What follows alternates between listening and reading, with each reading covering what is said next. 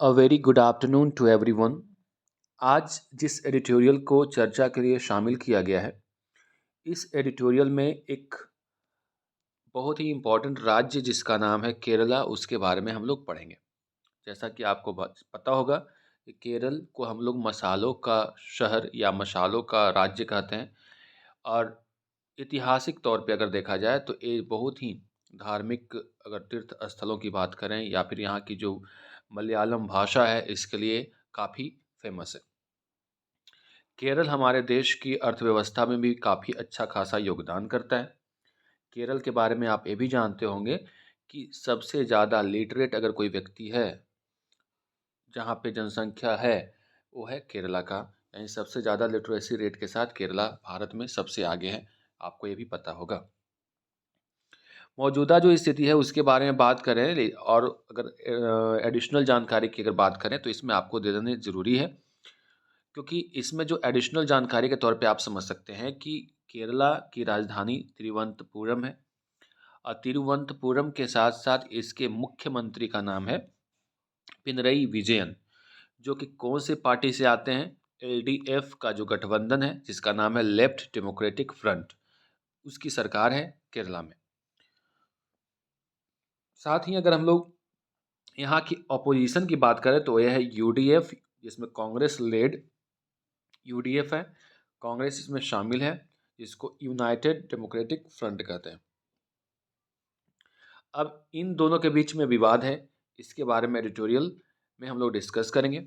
उससे पहले आपको ये भी बता दें कि अगर लोकसभा की बात करें तो टोटल लोकसभा की जो सीट है वहाँ पे 20 है, जिसमें से जो अभी लीडिंग पार्टी है और उसके जो गठबंधन में है वो 2 सीट्स प्राप्त किए हुए हैं, 2/20। वहीं अगर राज्यसभा की बात करें तो 7/9, यानी जो अभी जीती हुई पार्टी है वो 7 सीटें जीती है। और टोटल अगर राज्यसभा की सीटों की बात करें तो 9 है। तो 20 हो गया लोकसभा, 9 हो गया राज्यसभा। और अभी जो मौजूदा सरकार वहाँ पे चल रही है, उसकी अगर बात करें तो एलडीएफ टोटल 99 सीट्स जीती थी आउट ऑफ 140। यानी कहने का मतलब ये हो गया कि यहाँ पे अगर हम लोग असेंबली सीट्स की बात करें, विधानसभा की सीटों की बात करें, टोटल 140 है। और 140 में 99 के साथ जीती हुई पार्टी एलडीएफ, यानी उसकी कोलिशन यानी गवर्नमेंट बनी हुई है। तो आपको ये एडिशनल जानकारी मिली कि वहाँ के मुख्यमंत्री पिनरई विजयन है। अगर और भी जानेंगे तो वहाँ के राज्यपाल का नाम जो हमेशा चर्चा में रहते हैं, आरिफ मोहम्मद खान है। इस राज्य की स्थापना की बात करें तो 1 नवंबर 1956 को केरला की स्थापना हुई थी। और लोकसभा की सीटें 20 है, राज्यसभा की सीटें 9 है, एंड विधानसभा टोटल सीटें अगर बात करें तो 140 है। ये जानकारी केरला के बारे में आपको रखना चाहिए और इसको याद करना चाहिए।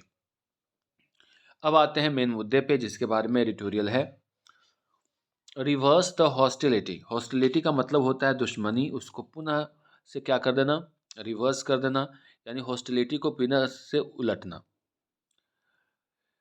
अब क्या हो गया? हॉस्टिलिटी मतलब दुश्मनी या फिर एक दूसरे से जो कटुता की भावना होती है उसको फिर से पुनः जागृत कर दिया गया है वहाँ। कैसे?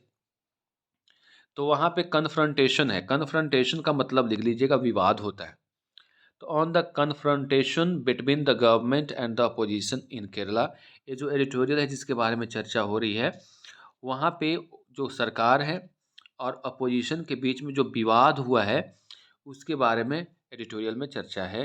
यानी केरला में जो वहाँ पे सरकार है और वहाँ पे विपक्ष की पार्टी है, उसके बीच में जो विवाद है, कन्फ्रंटेशन है, उसके ऊपर एडिटोरियल है। क्या है? आगे पढ़ते हैं। The incidents in Kerala's assembly could have been avoided. जो घटनाएं घटी हैं केरला के असेंबली में, इसको अवॉइड किया जा सकता था, इसको टाला जा सकता था। If the speaker remained non partisan, अगर वहाँ के जो स्पीकर हैं विधानसभा के, वो नन पार्टीशन रहते तो। नन पार्टीशन का मतलब होता है एक निष्पक्ष रहना, किसी का पक्ष न लेना। तो ये जो घटना हुई है वो उसको अवॉइड किया जा सकता था। आगे क्या है कहानी? एडवर्सेरियल। एडवर्सेरियल का मतलब होता है कटुता वाला रिलेशनशिप, विवादास्पद कह सकते हो। यानी विवाद से भरा हुआ जो रिलेशंस हैं किसके किसके बीच में?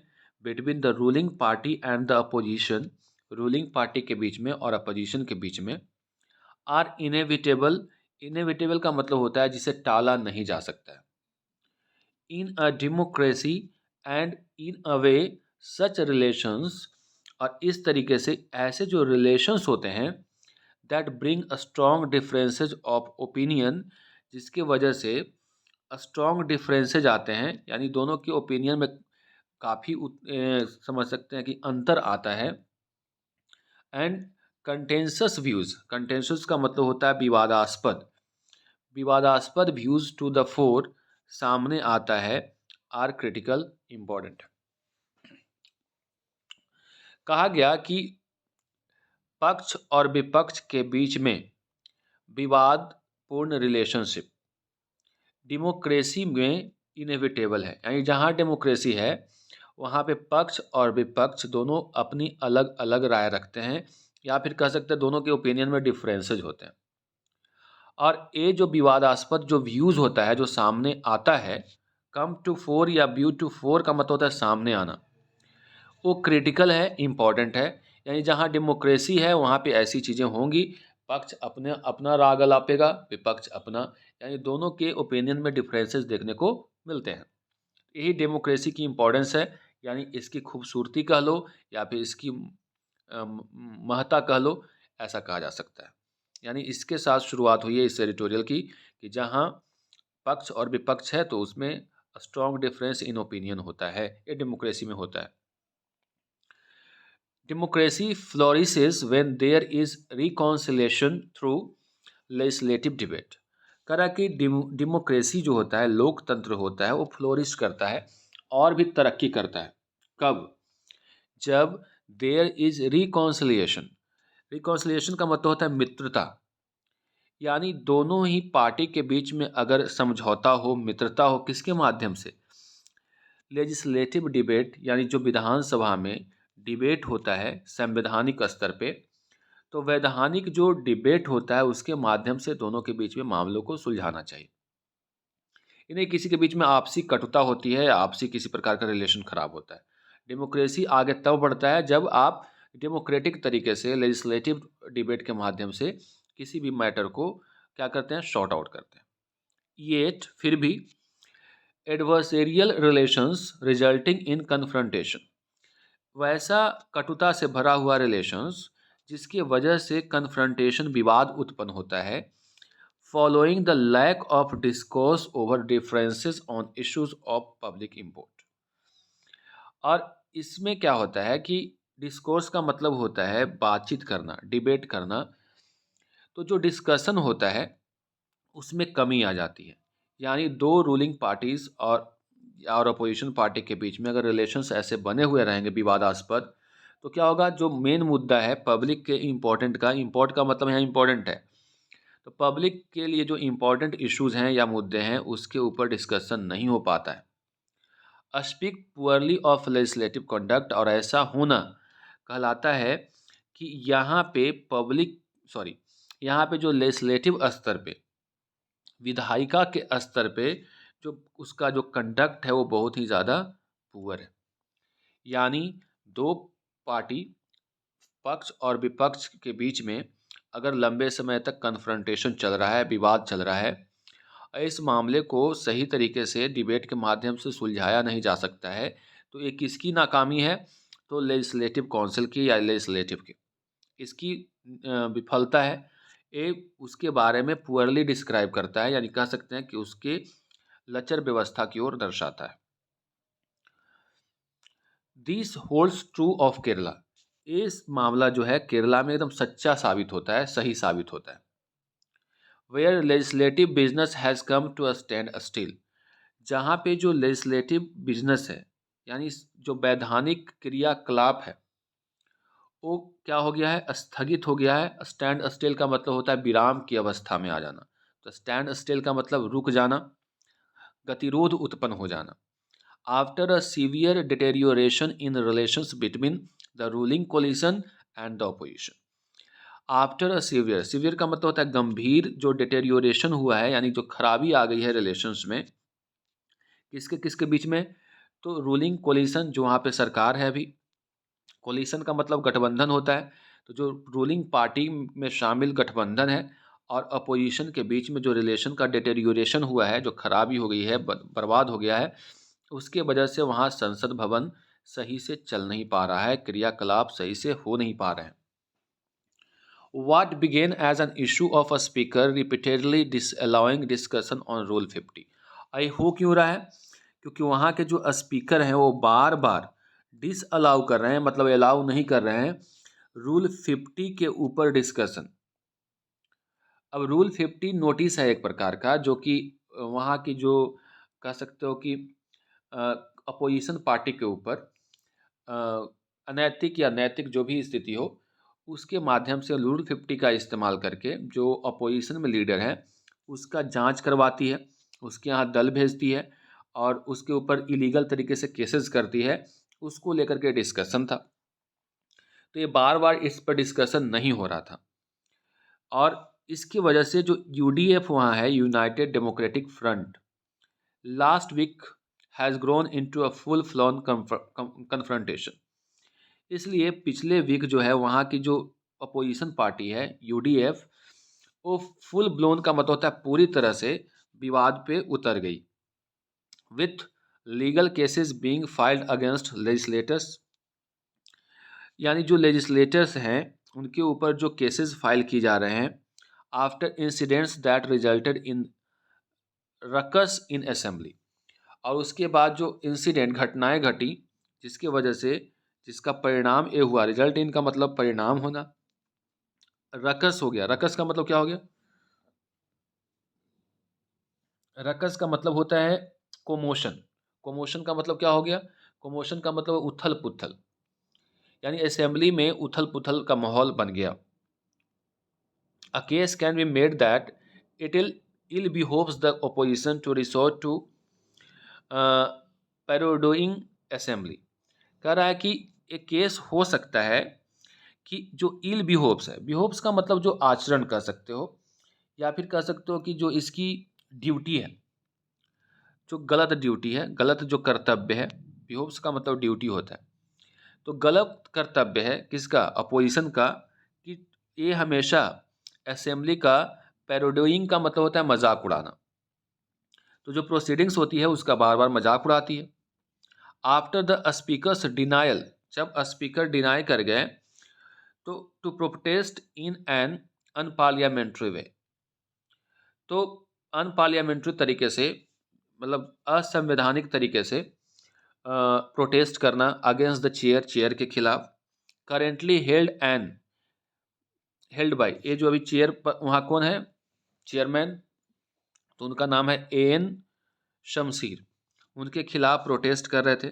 यानी कहने का मतलब ये हुआ कि जब स्पीकर डिनाई कर गए उस पर बहस करने के लिए या बात करवाने के लिए, तो ऐसे में जो अपोजिशन की पार्टियां हैं वहाँ पे, वो क्या करने लगी, अनपार्लियामेंट्री तरीके से उनके खिलाफ प्रोटेस्ट करने लगी। और पूछा जा सकता है कि कौन है अभी वहाँ पे स्पीकर, तो उनका नाम है एएन शमशीर। बट, लेकिन, बट का मतलब क्या है? लेकिन। But the onus is on the speaker. अब ये पूरा का पूरा ओनस, ओनस का मतलब रिस्पॉन्सिबिलिटी होता है, तो ये रिस्पॉन्सिबिलिटी किसके ऊपर है? स्पीकर के ऊपर। And the ruling front to ensure, और साथ ही साथ जो रूलिंग फ्रंट है यानी जो सरकार में है, टू एंश्योर दैट, ये सुनिश्चित करना कि द अपोजिशंस लेजिस्लेटिव प्रिविलेज, यानी जो अपोजिशन के जो संवैधानिक अधिकार हैं, प्रिविलेज का मतलब राइट्स होता है, अधिकार हैं, to have discussion on pressing issues is respected and allowed. अब ये सरकार की और वहाँ के स्पीकर की रिस्पॉन्सिबिलिटी है और अपोजिशन का ये संवैधानिक राइट होता है कि जिसके ऊपर वो डिस्कशन चाहते हैं, जिस इशू के ऊपर, उसको रिस्पेक्ट किया जाए और उसको अलाउ किया जाए। Clearly the repeated denial of discussion on rule 50 notices, यानी रूल 50 के तहत जो नोटिसेस दिए जाते हैं उसके ऊपर जो लगातार या बार बार उसको नकारना, and filing of serious legal cases against opposition, और अपोजिशन के खिलाफ गंभीर लीगल एक्शंस लेते हुए केस दायर करना। Opposition members have only depend the confrontation, और यहाँ पे इसकी वजह से जो अपोजिशन मेंबर्स है उनके पास एक ही रास्ता है, वो क्या है? कन्फ्रंटेशन, यानी शोर शराबा विवाद उत्पन्न करना। Other grievances expressed by the opposition, और भी कई कठिनाइयां हैं जिसको एक्सप्रेस किया गया है अपोजिशन के द्वारा। That their legislator do not get sufficient play on सभा, कि उनके जो प्रतिनिधि हैं, लेजिस्लेटर्स हैं जो चुन करके आए हुए हैं, उनको सफिशिएंट प्ले नहीं दिया जाता है, यानी जो वहाँ का सभा टीवी है उसके ऊपर उनको नहीं दिखाया जाता है, यानी उनके द्वारा कही गई बातों को प्रसारित नहीं किया जाता है ब्रॉडकास्टर के द्वारा। ऐसा भी आरोप लगाया गया अपोजिशन के द्वारा। इसमें भी अपना एक मतलब है, मेरिट है, इसकी भी एक इम्पोर्टेंस है। On Monday the speaker struck a conciliatory note, Monday के दिन में क्या हुआ कि जो वहाँ के स्पीकर हैं वो एक कॉन्सिलेटरी मतलब कॉन्सिलेशन करने के लिए, यानी संतावना देने के लिए या फिर मामला को शांत करने के लिए, बाय एक्सपंजिंग रिमार्क देते हुए, मतलब शांत मामला को शांत करने वाला remark, made by him against a Congress legislator, Congress के खिलाफ एक क्या किया गया? स्पीक दिया गया। He also assured the opposition that he would uphold their rights, उन्होंने आश्वस्त किया अपोजिशन को कि वो अपना राइट को क्या करेंगे? होल्ड करके रखेंगे, यानी अपहोल्ड करके रखेंगे मतलब मानेंगे। That included the privilege to move rule 50 notice on matters of vital public importance, जिसमें शामिल है वो अधिकार, प्रिविलेज का मतलब अधिकार, जिसमें रूल 50 को प्लेस किया जाता है जब वाइटल पब्लिक इम्पोर्टेंस होता है तो उस मामले में। एंड इंश्योर दैट, और सुनिश्चित किया कि द असेंबली जो ब्रॉडकास्टर्स हैं, जो असेंबली के ब्रॉडकास्टर हैं जो ब्रॉडकास्ट करते हैं, वाज नॉन पार्टीशन, वो निष्पक्ष रहे। ठीक है। Next, this should be the cue for the both sides to begin a dialogue leading to the reversal of vituperative legal actions and resumptions of normal legislative discourse। अब ये जो है एक प्रकार का क्यू था, यानी क्लू समझ सकते हो, जिसमें कहा गया कि अब दोनों साइड आपस में मिल करके फिर से, रिवर्सल का मतलब पुनः, एक अच्छे वातावरण में लीगल तरीके से एक्शंस लें और resumption of normal legislative discourse, और फिर से पहले जैसा नॉर्मल तरीके से जो सत्र है उसको चलाएं, डिस्कोर्स हो यानी फिर बातचीत हो या डिस्कशन हो। Kerala is India's well whether on socio economic issues. अगर केरला की बात करें तो वेल वेदर का मतलब होता है लीडिंग, तो वेल वेदर मतलब लीडर होता है, और केरला हमारे देश के सोशियो इकोनॉमिक इश्यूज़ के मामले में एक लीडर है। चाहे सोशल यानी सामाजिक ताने बाने की बात करें या अर्थव्यवस्था के मायने से अगर देखा जाए तो केरला एक लीडिंग स्टेट है। But it faces unique challenges as the ecological fragile state, और इसलिए अपने कई चैलेंजेज हैं, क्योंकि ये अगर हम लोग देखें इकोलॉजिकली तरीके से तो एक कमज़ोर स्टेट है। यहाँ पे कई तरह के प्राकृतिक आपदा देखने को मिलते हैं, तो एक फ्रेजाइल है, फ्रेजाइल का मतलब कमज़ोर है, इसकी कई कमज़ोरियाँ हैं जो इकोलॉजिकली देखा जाए। हाल फिलहाल में यहाँ पे एक आग लगने वाली घटना भी घटी थी। That has to work on a balance between development and ecological sustainability, और इसको अपना बैलेंस बना करके रखना पड़ेगा डेवलपमेंट के बीच में, और जो इकोलॉजिकली सस्टेनेबिलिटी है, सस्टेन करना, ठीक है, उसको बना करके रखना होगा। As the Brahmapuram fire incident, हाल फिलहाल में ब्रह्मपुरम फायर इंसिडेंट हुआ था, ऑल्सो एग्जाम्पलीफाइड, उसको एग्जाम्पल के तौर पर दिया जा सकता है कि वहाँ पे आग लगा था, बहुत कचरा जमा हुआ था, कूड़ा का ढेर था, वहाँ पे आग लग गया था। Healthy discussion and debate over ideas even if adversarial would go a long way in ensuring good governance by keeping the LDF government on the toes। करा कि अगर सही तरीके से डिबेट होता है, हेल्दी तरीके से डिस्कशन होता है, डिबेट होता है किसी आइडिया के ऊपर, वो आइडिया विवादास्पद ही क्यों ना हो, तो ऐसे में अगर बातचीत होती है तो ये सुनिश्चित करेगा कि अच्छी सरकार चलेगी किसके द्वारा? एलडीएफ गवर्नमेंट के द्वारा। यानी गवर्नमेंट को एकदम टोज़ पे रखेगी, यानी रेडी रखेगी। यानी सरकार को चाहिए कि आलोचनाएँ जब होती हैं तो उस पे भी ध्यान दें। तो अगर एलडीएफ गवर्नमेंट को अगर अपने आप को एकदम टोज़ पे रखना है, रेडी रखना है, तो हेल्दी कन्वर्सेशन होना ज़रूरी है, हेल्दी डिस्कशन होना ज़रूरी है, ये बात कहा जा रहा है। How the ruling party, ruling coalition, and by extension of the chief minister, reports to the opposition's call for non-partisan conduct of the legislative proceedings will determine the course of normalization of relations between the two fronts in the state. अब इसमें chief minister का जो respond है या फिर एक demand करना opposition का कि नॉन पार्टीशन कंडक्ट हो लेजिस्लेटिव में, यानी जो वहाँ पे चेयरमैन बैठा हुआ है तो पक्ष और विपक्ष के बीच में भेदभाव न रखे, वो किसी पर्टिकुलर पक्ष को सपोर्ट न करे। तो ये सब चीज़ें होनी चाहिए, तभी एक अच्छे नॉर्मलाइजेशन के साथ, रिलेशन के साथ ये आप सदन को चला पाएंगे और दोनों ही फ्रंट्स के बीच में आपसी सहमति से सदन चल पाएगा। यही कहना चाह रहा है यहाँ पे। तो यह है केरला की कहानी। आज इतना ही, मिलते हैं अगले एडिटोरियल में।